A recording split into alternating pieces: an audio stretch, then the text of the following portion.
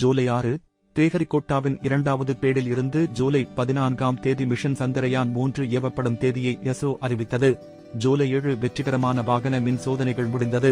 ஜூலை 11 முழு வெளியீட்டு செயல்முறையையும் உருவகப்படுத்தும் விரிவான 24 மணி நேர லான்ச் ரிஹர்சல் முடிவடைந்தது.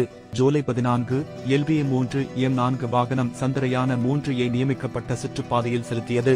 ஜூலை 15 முதல் சுற்றுப்பாதையை உயர்த்தும் முயற்சி வெற்றிகரமாக 41,762 கிலோமீட்டருக்கு 173 கிலோமீட்டர் சுற்றுப்பாதையை அடைந்தது.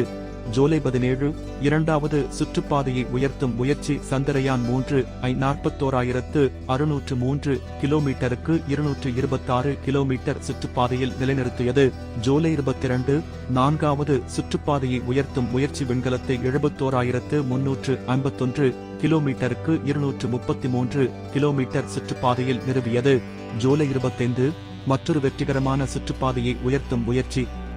ஆகஸ்ட் 1 சந்திரயான் 3 டிரான்சூனார் ஆர்பிட்டில் செருகப்பட்டது. ஆகஸ்ட் 5 வெற்றிகரமான சந்திர சுற்றுப்பாதை செருகல் நடைபெற்றது. ஆகஸ்ட் 6 சந்திர சுற்றுப்பாதை 170 கிலோமீட்டருக்கு 4,313 கிலோமீட்டராக குறைக்கப்பட்டது.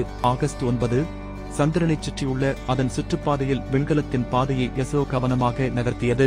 ஆகஸ்ட் 14 சந்திரயான் 3 மற்றொரு கட்டுப்பாட்டில் சந்திரனின் மேற்பரப்பை நெருங்கி சுற்றுப்பாதையில் கொண்டு வந்தது. ஆகஸ்ட் 16 இந்திய விண்கலம் 5வது மற்றும் கடைசி நிலவில் செல்லும் முயற்சி தொலைவில் உள்ள ஒரு வட்டமான சந்திர சுற்றுப்பாதையில் நிலைநிறுத்தியது. ஆகஸ்ட் 17 விக்ரம் லேண்டர் மற்றும் பிரக்யான் ரோவர் அடங்கிய தரையிறங்கும் இடம் அதன் உந்துவிசை அமைப்பிலிருந்து பிரிக்கப்பட்டது.